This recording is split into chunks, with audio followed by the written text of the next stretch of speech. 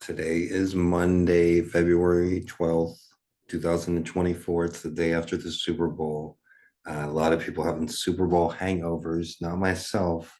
I only watched the last two plays of the Super Bowl. Today's episode of the Mr.G Hawaii podcast, we're going to briefly talk about yesterday's game. And we're also going to talk about UFOs, the most stunning, the most important evidence from David Gresham, the whistleblower that has come out recently with all this evidence of UFOs.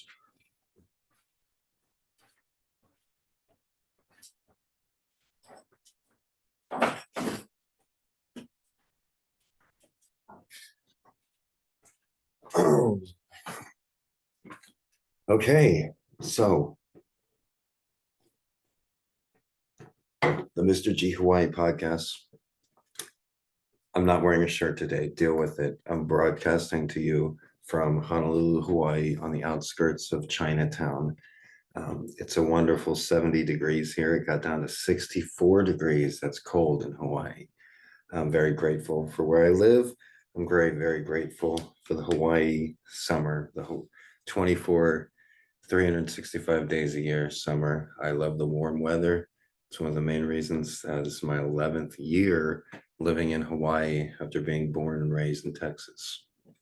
Today, we're going to talk about the Super Bowl briefly yesterday.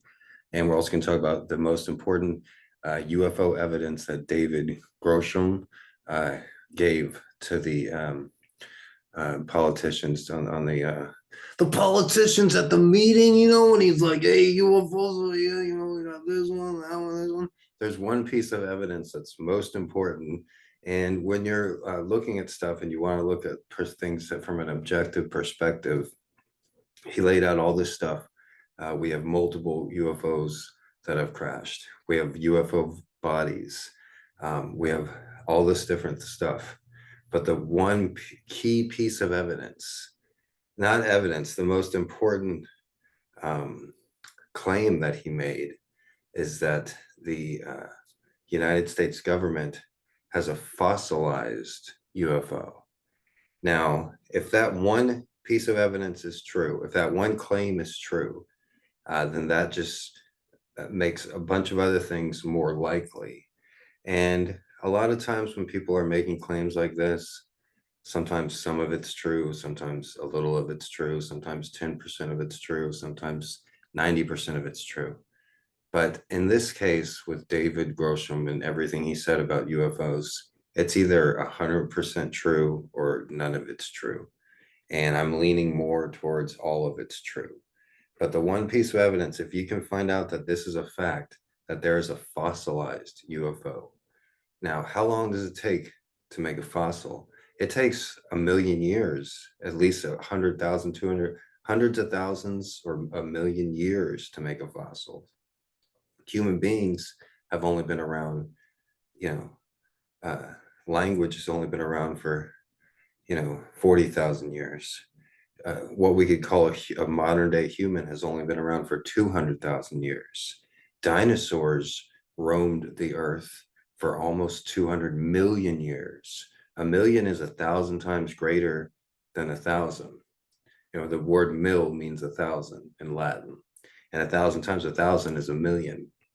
So dinosaurs were around a million, 1,000 times longer than humans. Why aren't dinosaurs driving cars and flying airplanes? Why didn't dinosaurs evolve so quickly? Why did humans have such rapid evolution, more than any other species on this planet? It looks like there was kind of some sort of intervention by not only, you could call it a higher power, a more advanced species that had a role in human evolution. And if there's a fossilized UFO, which means that these creatures have been traveling here for millions of years, it would be astronomical that two different species, two different technological species would both evolve on the same planet, but one of them just happened to evolve faster than anything. But the other one had already been this evolved where they can travel through space and time for millions of years. And you put that in perspective, like I said, 1,000 years is nothing compared to 1,000,000 years. Dinosaurs ruled the world, ruled this planet for 180, 190 million years. Humans have only been around for 200,000 years.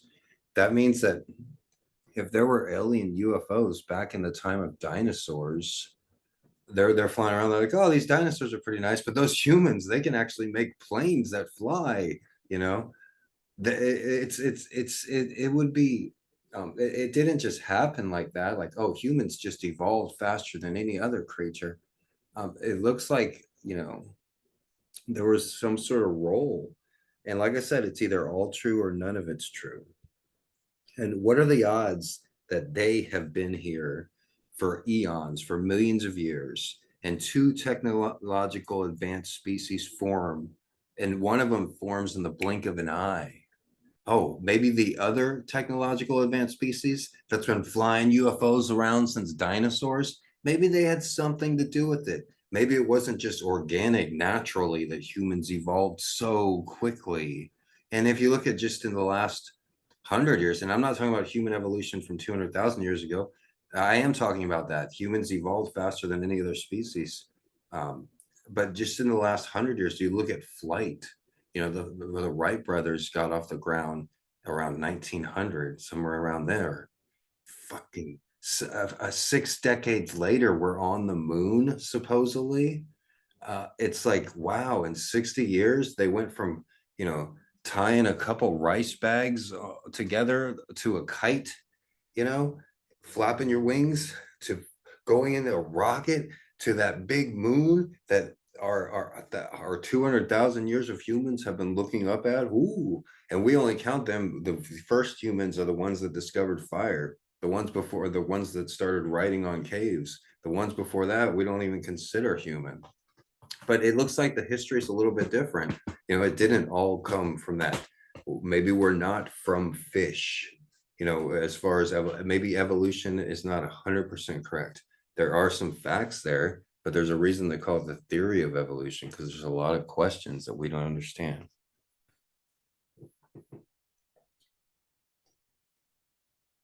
So as far as the Super Bowl last night, I just watched the last two plays of overtime. I heard my neighbors yelling and cheering around the neighborhood, and then fireworks going off. Do they have fireworks where you're at on Super Bowl? They have people that have fireworks in Hawaii on this during the Super Bowl. I guess their team. Hawaii is crazy about football. I was born and raised in Texas, and Texas is crazy about football, high school football in particular, but also college football and pro football. But Hawaii, a much smaller community, is crazy about football. There's 1 million residents in Hawaii. Texas has like 50 million. So there's a lot more people in Texas. But in Hawaii, all 1 million residents, except for me, basically, they're all like football obsessed. And Super Bowl Sunday is like a national holiday here. And everybody wears their particular team. There's not a professional sports team in Hawaii, but they follow the NFL. And so everybody has their team, the Dolphins, the Raiders, the Chiefs. And when I worked at a warehouse with a bunch of local brothers, that on Super Bowl, Mondays, they all wear their shirts too. And, football was a big deal. And one guy that worked there, he was a huge Kansas City Chiefs fan. And it was 7 years ago. And he was a pretty nice Hawaiian dude. He drove a huge truck and he had a huge Kansas City Chief flag, and he always wore Kansas City Chief stuff. And I told him, I'm like, hey, I know sports a little bit, and I got a feeling the Chiefs are going to be a really good team in a few years. They're going to be like a dynasty. And he's like, oh, I hope so. I hope so. And I guess he's really happy. I didn't have a dog in the fight, as they say, but I was cheering for the Chiefs. The Chiefs are probably like my third favorite NFL team. I like the Buffalo Bills. I like Dallas Cowboys, and then the Kansas City Chiefs. The Kansas City Chiefs are the only professional football team that I mentioned in my first book, Gonzo Education, available on Amazon and at Barnes and Nobles. And I mentioned that because when I flew to Kansas City with my mom and we went from the Kansas City airport the first thing that I saw from the airport that made me know I was in Kansas City was a big Chiefs flag that was hanging from somebody's backyard fence. And everybody driving on the freeway could see this big Kansas City Chiefs flag. And I thought that was interesting. Also, there was the joke on the internet, like people that don't watch football, they're like, I'm going for Taylor Swift's boyfriend's team. And I guess I was also going for Taylor Swift's boyfriend's team. Uh, I'm not a huge Swifty Taylor Swift fan. I don't listen to her music every day or like often or much, but she does have some really great songs. One reason she's so successful is because she puts herself out there and she just does not give a fuck. That's what I like about her. I like the fact that she takes really great care of her cats and the don't give a fuck attitude during interviews when they're like, "Oh, who are you gonna date tonight?" And she's like, "I'm gonna go home to my cats." Or I saw another interview, she was giving like a Rolling Stone, like serious talk interview, and then one of her cats walked into the room and she's like, "Oh, this is my kitty princess. She's the princess of Kitty Town. Oh, I love my princess of Kitty Town." And like that attitude of just not giving a shit of what people think has gotten her very far in life. And that's one reason why her music is so relatable. And it's simple, but it's very relatable and catchy because she puts her heart out there and you can tell she writes her songs. And it's hard to dislike her, but a lot of people do, especially football fans. Uh, they think she's taking away from the game. But to the non-football fan that's watching the Super Bowl, I thought it was interesting. Like they did a shot of Taylor Swift, and I saw like Ice Spice, and then that attractive blonde actress, and I'm like, oh, those are like huge celebrities, you know. And it was just like interesting. And I remember Travis Kelce. I saw him play. He was in the Big 12 conference, I think. I remember watching. He was a really good tight end, and he was on the team in 2017 when I told the guy, "Hey, they're going to be a really great team coming up here." Patrick Mahomes was definitely in the Big 12. I definitely did see him play against the University of Texas. I generally just watch college football. And like I said, I only watched the last two plays of the Super Bowl last night. Apparently, I didn't know too much, but the San Francisco 49ers, they was in overtime when I tuned in, and it was like fourth down, 4th and 4, and they were in field goal range and they decided to go for the field goal. And even though my knowledge was limited, I figured out, oh, so Kansas City will get the ball back. And if they score a touchdown, they win. You don't want to give, Patrick Mahomes that opportunity in the Super Bowl. You want to go for the gold. And so the coach right now, Monday morning quarterback, of course, he's saying, oh, we should have went for it on fourth down. We should have, had the ball in our court by scoring a touchdown. You're giving them the opportunity to win the game at the end in the Super Bowl.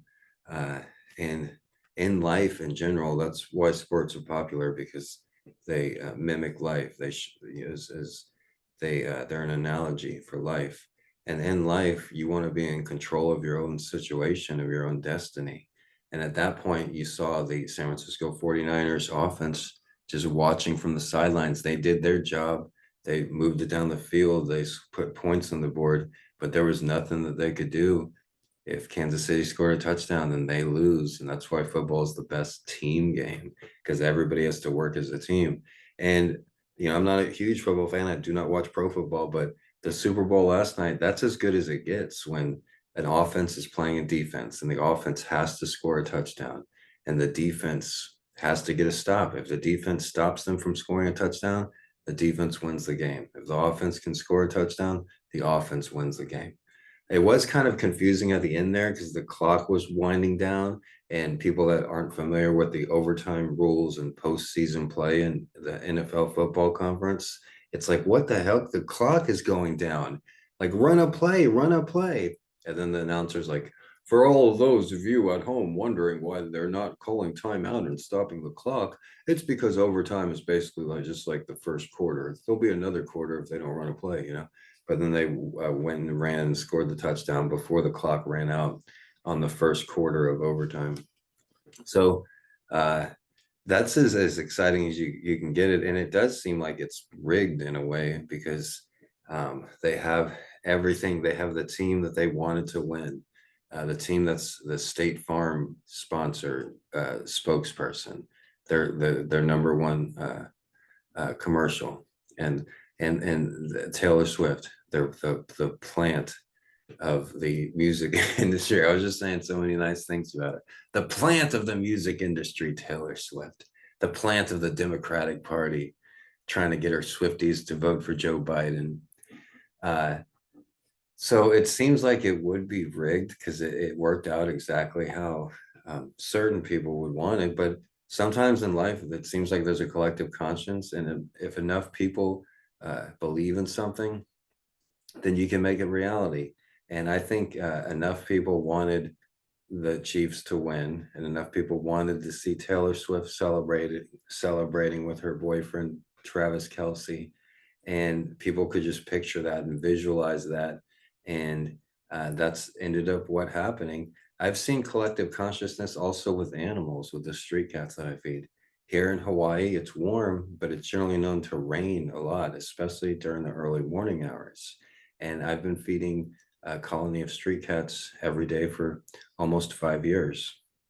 And I can tell you, it's something crazy that happens when the rain, it could be pouring down rain. And when I go outside, as soon as it's time to feed, and I'll feed at different times, but as soon as it's time, the rain just stops. And then I feed the street cats. And as soon as they're done eating, it starts pouring down rain again. And it happened a few times. I'm like, oh, okay, it just happened here and there. But I've seen this happen dozens, if not 100 times in the last 4 years, maybe hundreds. It will be pouring down rain.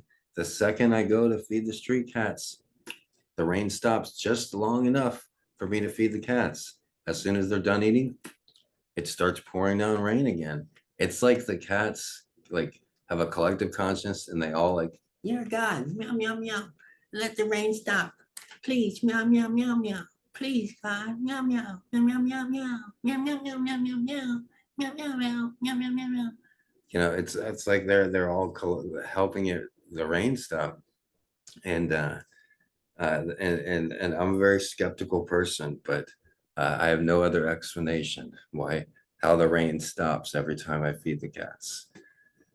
Thank you for listening to Mr. G podcast. It's available wherever you listen to podcasts: Amazon Podcasts, Apple Podcasts, Spotify Podcasts, and watch episodes in their entirety at twitter.com/Gregory Brandt and youtube.com/Gregory Brandt, BRANDT.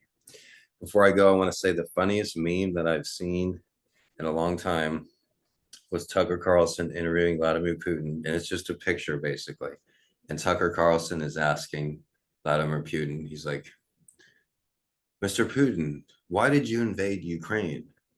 And then it shows a picture of Vladimir Putin, and he's like got an interesting and happy look. He's like, "The Earth began cooling 6 billion years ago." And let me start with, and if you watch the interview, it's comical.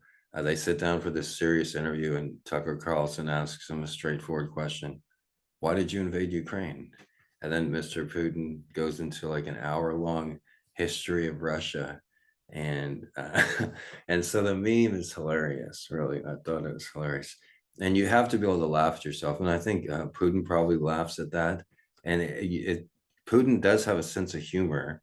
After watching that interview, I went and did some more research about some terrible things that Putin has done.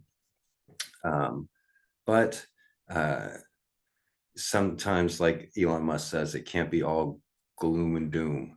The world is a very scary and dark place, and if you watch scary and dark things and look at it scary and dark and think scary and dark, it's going to be scary and dark.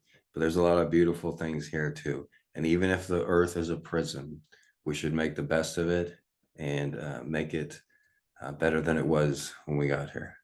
So thank you for listening, everybody. Have a good day or morning. Aloha. Super Bowl hangover Monday. Shoots.